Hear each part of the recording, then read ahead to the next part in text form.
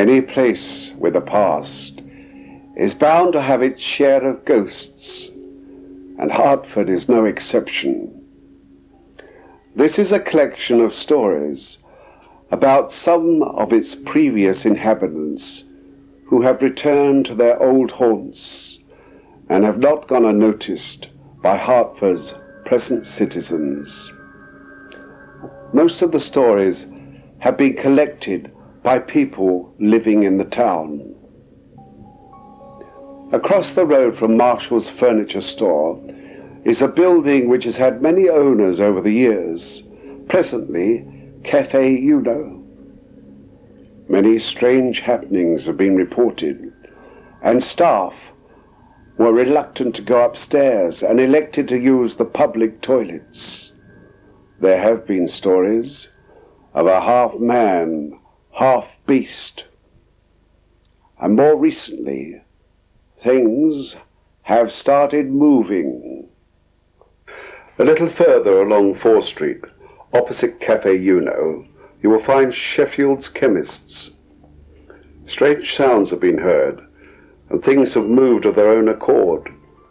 Graham Wiley asked Pat what she had experienced. Thursday, the 12th of May, 3 years ago, I stood in the shop with the pharmacist, and all of a sudden we were getting this knocking under the floorboards. By the counter? Yes. Was that? Yes, certainly. Is there anything underneath? Is there a cellar or anything? I think there's a cellar, but I don't think it's accessible. No, sure. Yeah. Anyway, I got this knocking. We were a bit worried. He thought it was me. I thought it was him. Right. And from there, it wherever the pharmacist went, the knocking followed. It was under his feet. Oh, really? As if it was attracted to him? Yes. Yeah, certainly. Yeah. And his feelings on that, did he dismiss it or I think he was worried by it. Certainly. Something unexplained, I suppose. Yeah, that's it. What else happened after that? The following day, which was Friday the 13th, right. Various things happened that day. There was a bottle of medicine went up the passage on its own and broke. A particular medicine? Yeah, was it? Cavacol D. It's one that diabetics usually have because it's sugar-free. So as if whoever it was trying to get rid of it, they didn't want to take the diabetic medicine. Well, they didn't, no. No, sure. And then later on in the day, the shelf where all the birth pills are kept, that crashed to the floor. Right. So perhaps it didn't agree with the birth pill. Certainly. So, at this time, what were your own feelings with these things happening? Did you have an open mind or no? Yes. A bit nervous. Sure. Obviously, when you've never experienced anything like that before, right. It tends to worry. That's right. A bit, but as time went on, we got used to it. In fact, we used to talk to it in the end. Really? And it would respond by answering yes or no. 1 yes, knock for yes, 2 knocks for no. So you were taking control, so it was a friendly ghost we're talking I think it about. was. Yeah, I think it was. It's quite a... Is there any other medicine or elixir or anything that disappeared or was tampered? No, it was just Cavacol D and the pill. That's about it, really. Okay. One of the things you did say a little bit earlier about strychnine, which I should have phrased it, that's a poison, so that's probably why you didn't pick it up. We consider that a poison, don't we? Yeah. But it was a medicine years and years ago. It probably was used in the recipe. Yeah, They used sure. to make the recipes up in those days. And, That's right. Write all the recipes down. And what happened to the strychnine? Well, we gave it to our employer. We gave it to the police to dispose of it. What do you mean? It just appeared, or It just appeared through the wall. oh, Yeah. through the wall? Yeah. Just literally sort of came out of thin air and dropped to the floor. And you did say something that you had some very old prescription books here, over a couple of 100 years old, and you were looking through them. Is that right? Tell me about it. Yeah. Well, one day we found one in a place where it shouldn't have particularly have been, and it was open at a particular page, and different names, and Nurse Atkins was involved in it somewhere. We think we don't know where. And one day the prescription book disappeared. We couldn't find it anywhere. It just disappeared into thin air, really. Did you hunt for it? We looked everywhere for it. It just disappeared. And one day I said, "Oh, can we have our book back?" Right. And not long after that, about an hour or so later, it just literally came through the wall, flopped onto the floor with a bang. Open at the same page as it was open at before. So it seemed as though it was trying to tell us something, I'm not quite sure what, but... You haven't found out any sort of clues from that particular page? But we didn't investigate it too deeply because it didn't seem to want us to. No. If we tried to investigate, I did ring up the Psychical Research Centre one day, and the stamps disappeared. Couldn't find the stamps anywhere. And the phone went dead. So it seemed as though it was trying to prevent us doing anything about it. I don't know if it perhaps didn't want to go, and we were trying to make it go, it didn't want to, or what it was, but it didn't seem to want to shift from here. Anyway. When would you say was the last occurrence that something bizarre sort of happened here? Months ago, I suppose. Really with the poison. That was Do you think there's bizarre. any reason why it's quietened down? Nothing. Has anything different happened to the shop in your time? Yes, recently the pharmacist that worked with me at the time when all this started is not here any longer. I feel perhaps it may have been linked to him in some way. I'm not sure how. I did ask him once if he'd ever played with an Ouija board. Sure. And he said he had when he was a student. So whether or not there's any connection there or not, I don't know. Thank you very much, Pat. Oh, there's just one other thing I've forgotten. It did actually tap out a message to us. A message? How do you mean? Well, I asked it one day if it had a story to tell, and it tapped yes, once for yes.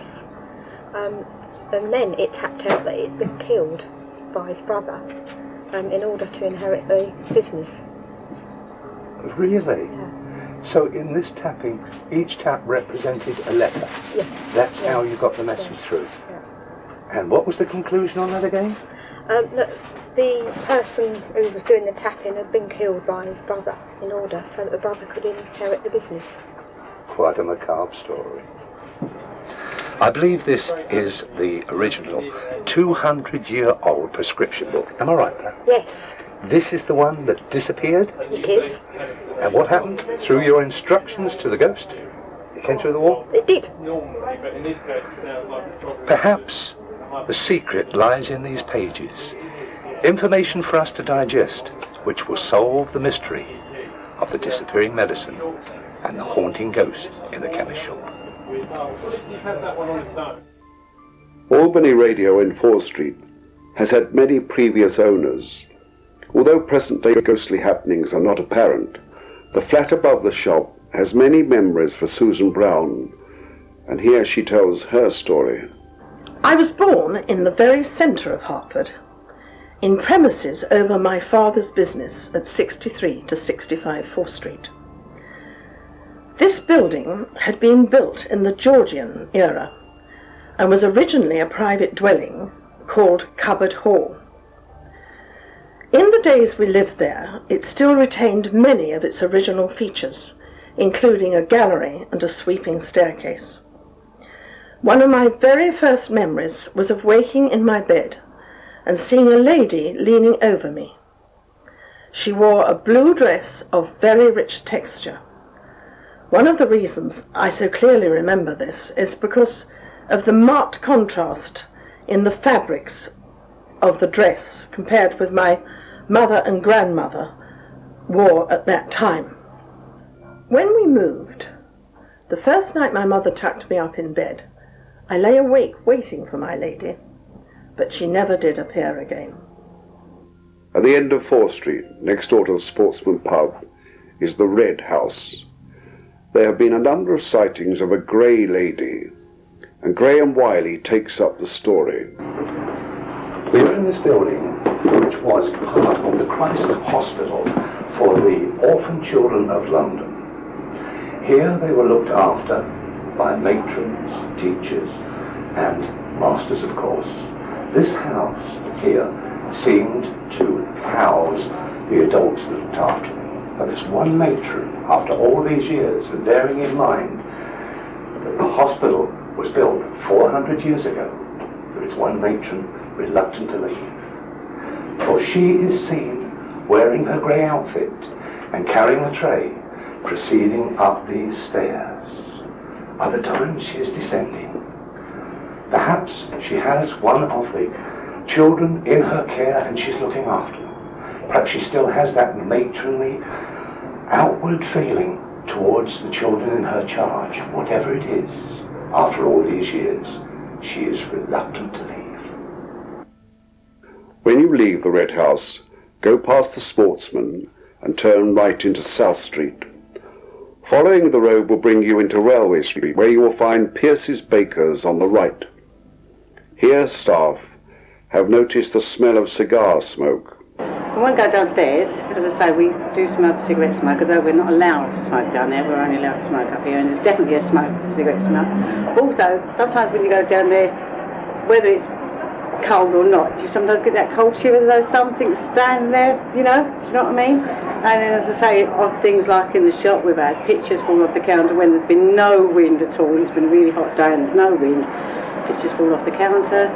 Out in the back here, we've had things fall off the shelves and all sorts of silly little things like that. And as I say, it does give you the creeps, I must admit.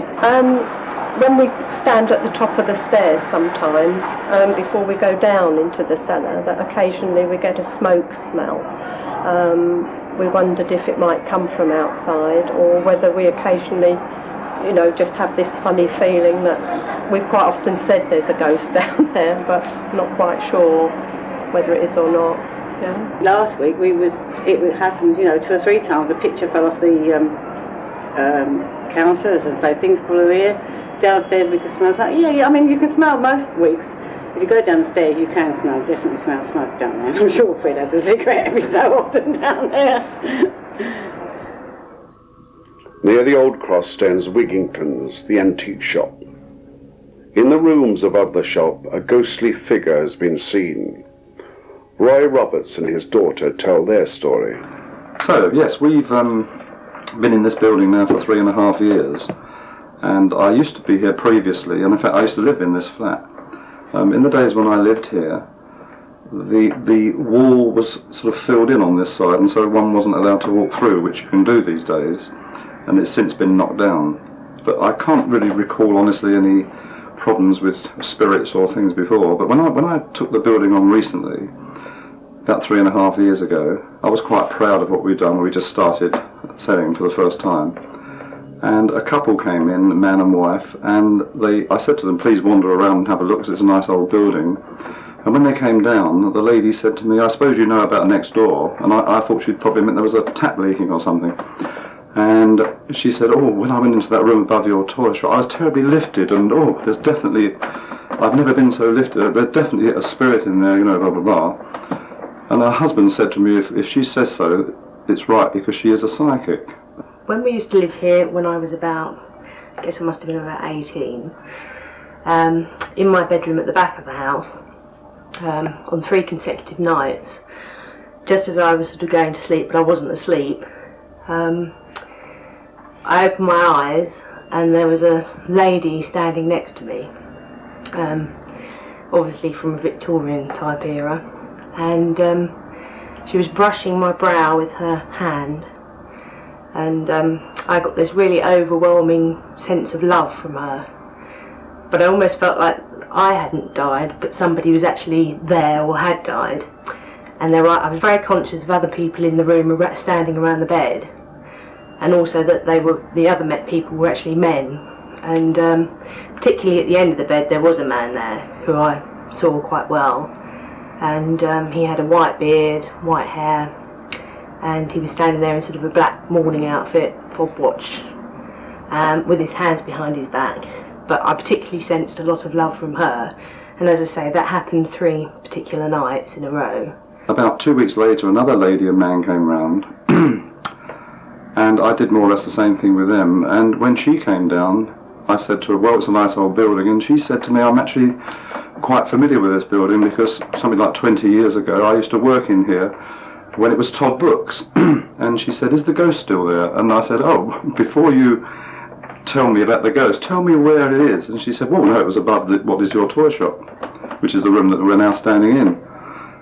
And she said, oh, our girls were terrified because the loo is up here, and they used to have to come up and make tea and things. And they were always very concerned about coming up the stairs, because this room is actually where this ghost was. I can't honestly say that I have personally seen anything, but it's quite an interest. It sends a few shivers down your back when you get somebody confirming it.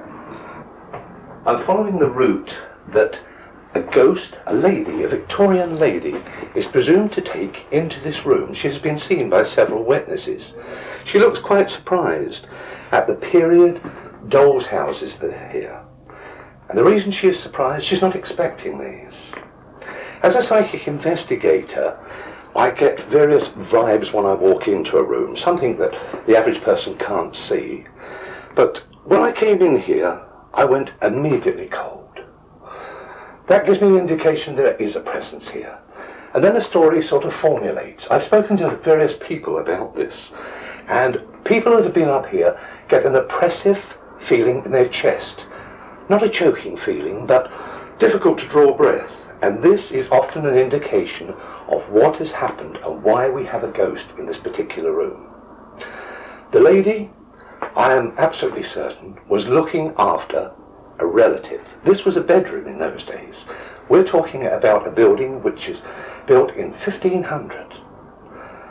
A lot of history to it. A lot of things that have happened. But this particular instance bears grief because I feel that her father, his bedroom was here, his bed went across the window here, and for months and months he was seriously ill and his daughter looked after him. She doted on him night and day. And then she came up one evening, thought he was in a peaceful sleep, put her hand across his brow, and he had gone. But he loved this place, and he was happy here, and as a result, his spirit still remains in this room, not malevolent, never will be, but he has a close association with this room, and has done for many, many years, since, in fact, the Victorian times. Where the flat was actually partitioned off, when I used to actually go up to the flat, I used to get a terrible sense of fear from the very top room, almost as if I was in terrible danger. I used to run to the flat and put my key in the door, run in, slam the door behind me and dive on the couch under a blanket. And I actually at that time had a Jack Russell who used to sort of be sitting around watching telly with me, and then all of a sudden would jump off and just sit outside the door, sit by the door, growling with his hackles up. And that used to happen on quite a few occasions. We are still in the same building. This time we are in the attic storeroom. But we have something here that is entirely different. Where in the other room we had a harmless ghost who loved the property, here we have something nasty and evil. Many people have come up here and felt an oppressive feeling. They can't wait to get out. Dogs have even sat at the bottom of the stairs and barked and howled as if something untoward is up here. When I walked into this room, I got exactly the same feeling, but something in addition, a dry, choking feeling in my throat. And this caused me to look for various ideas or solutions to what evil force was perpetrating this attic. And in fact, what has come to me is that round about 1750, a man was wanted for murder. He hid in this loft. And as the net tightened and got closer to him, and knowing that the gallows were his final resolution, he took his own life. He hung himself from one of these beams. Now, suicide is bad enough and also can leave traumas in a haunted place. But it's not that that remains in this room. What it is, in fact, is the evilness of this man for the deed that he did in taking another's life and then escaping the gallows by hanging himself. And that presence remains in this room and has done for all of those years. I haven't actually sensed anything up here since I've been working here, because I actually work in the toy shop. And I'm always running up the stairs to get stock down. And I've never sort of sensed anything here. But I don't think if you gave me £1 million, I don't think I'd ever go up in that other top room. Never. The 3 Tons pub in St Andrew Street also has a strange tale to tell. And once again, Graham Wiley takes up the story. Behind me was a workhouse, but we are in an inn. Confused? Let me explain. Prior to the 17th century, this was an ale house called the Black Lion. Round about 1720, for reasons best known, they turned it into a workhouse. What a change. Now, workhouses were cruel places. They were supposed to help the needy, but unless you helped yourself, you didn't survive. And this is what happened here, and this is why we have a ghost at the 3 Tons in Hertford. Through this wall behind me, this solid wall, an 18-year-old spectre, bedrevelled, tired, after a day's work in the workhouse, walks through this wall, as if there was a door there before. She then climbs the non-existent stairs, but I'm sure she had those in those days. Then along a passageway until she gets to her room, where she probably shared with a lot of others. She had no family. The people around her, they were her only family. As time went on, she got tired and became ill. She couldn't work, so therefore she didn't eat. Finally, she died of malnutrition.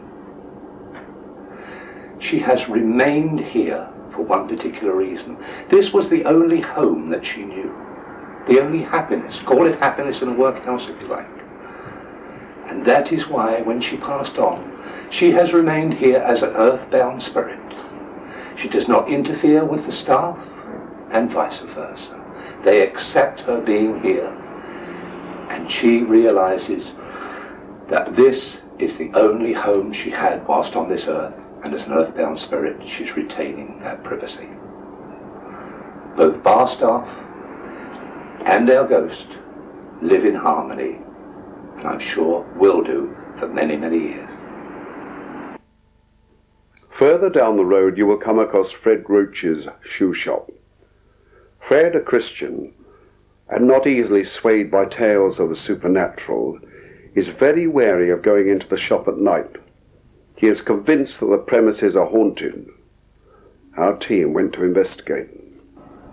When Fred Roach and his family moved in here, this was an old cottage prior to 1950. Fred and his family stayed for 4 years, but immediately Fred got the feeling that this was an unhappy place that didn't warrant a business. There was something he couldn't put his finger on. And then one day his sister complained about seeing the ghost of an old lady coming down the stairs. Now, naturally, like all of us, Fred dismissed this first, but this happened continuously. And she would come down the stairs and come through a wall on the right-hand side of me, where an existing door and entrance would be out of the shop. So she was using the old way out. Fred's brother stayed in the bedroom upstairs, one of the back bedrooms. And one night he was awoken for no apparent reason, and there, standing over him, was the ghost of an old lady. It frightened the life out of him, as it would with a lot of people. Also in that same bedroom, a cupboard opened, and linen was being stacked by some invisible hands. Also, linen was being taken out, as if a bed was being made. The old lady that lived here had a study downstairs, and she went off to South Africa, and this is where we think the trouble really started, because she was swindled out of her money, her savings, and she came back to this country very unhappy. She came back to this house and found happiness. She married and settled down, but that unhappiness that she had brought back with her seems to be portrayed in this building, because to this very day Fred Roach feels uneasy, as if that feeling is still around him at times. The castle and its grounds are also famous for unearthly sightings. Mentioned in Joan Foreman's book, Haunted East Anglia, is the monk who walks the grounds apparently holding an apple. People of the town are unsure of the story surrounding this phenomenon, although at one time it must have been of some significance. The building which houses the offices of the Mercury is possibly the most haunted in Hertford. Many hauntings and strange happenings have been reported. Gary and Mike tell their stories. Okay, so I was, it's a well-known fact that this building is haunted. You talk to all the people who've worked here over the years and they'll tell you that they have either seen something or that there is a presence in this building. And I've always been a skeptic about that until Christmas about 3 years ago, when I was working on my own on the top of this building, doing some television pages for the Mercury. And it was late at night, 9:45 I would think, and I was suddenly aware of lights flashing on and off. But the screen was fine, so there was nothing wrong with the power in the building at all. This happened a couple of times. I got up, went downstairs, had a look to see if anything else was okay. No problems. I then heard, having returned and restarted the job, I then heard the noise of a door handle moving up and down, and looked over to the corner where the door was. Sure enough, the door handle was moving up and down, but there's no one at all apart from me in the vicinity. And I started to become rather concerned at that stage, you can imagine. So I went and had a look, nothing at all. Went back and thought, don't be so silly, get on with your work. But then it happened again. The lights went off again, came back on, didn't even flicker this time, went on and off. And then the door handle started to go again. So I decided that was the time when I should go home, which is what I did. Yeah, well, the photographers at the Mercury work late on Sunday, and I was the last one in the building. There was nobody left there at all, and I had to lock up. And a door slammed up above me in one of the other floors. I could hear it slam, made a loud noise. And I was sure that there was somebody else in the building. So I went outside the building and called the police, and I asked them to search it because I was sure there was somebody inside the building. So they brought along a large Alsatian dog, black Alsatian, and they put him down into the cellar underneath the Mercury. And after a few minutes, the dog came back, scratched at the door, and his hair was all standing up on end like that. And the policeman said, there's something down there he don't like. So I said, well, we better have another look round the rest of the building. So we start searching from floor to floor. After a few minutes, we come to an office that's off of the other main offices. And in the door was a bunch of keys. One was in the door, but the rest were all swinging round and round and round like that. And he knocks my arm, doesn't say anything, the policeman, draws out his truncheon and rushes into the room. And there was nothing there. And so he says, I don't like this. He said, I'm going. And that's all we saw. Although not on the walk, other places such as Port Hill and Gallows Hill have strange tales. Some years ago, I wrote to the Hertfordshire Countryside magazine asking their readers to send in their local ghost stories. The story which I found most convincing was sent to me by a lady who lived in Edmonton. Her story was that one day, a few years before, she, her daughter and 3 dogs had been walking here up Port Hill. Suddenly, she became aware of a young man walking towards them. As the road was narrow, she moved herself and the dogs over against the wall to let the young man pass. After he had passed, she suddenly had the impression that he had disappeared. She turned to her daughter and asked her whether she had seen the young man. And her daughter said no, there hadn't been anybody about. Now, this was strange enough in itself, but what was most significant to me was her description of the young man. She said that he looked thin, cold and hungry. He was dressed in an old-fashioned costume with a spectacularly wide-brimmed hat. Now, I don't think she could have been aware that behind us here, just below what is now the Reindeer pub, used to be the old Quaker burial ground. Was the young man she had seen a Quaker looking for one of his departed relatives? Or was he indeed one of the departed himself? Who knows? Whatever it may be, it is rumoured that this young man has been seen by other people passing the park gates outside Hartham on his way up or down Port Hill. Gallows Hill in particular is known for the ghostly procession which accompanies a condemned man to his execution.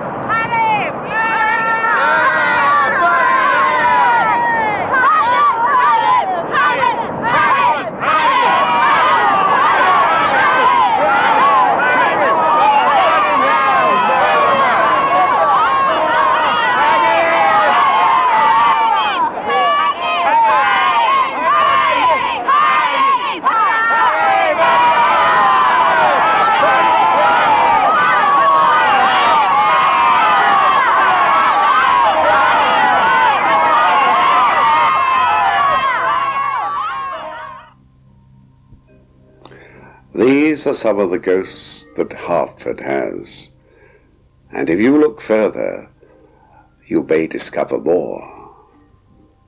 Do ghosts exist? Maybe, maybe not, but the unexplained has always had a fascination. Sleep well, won't you?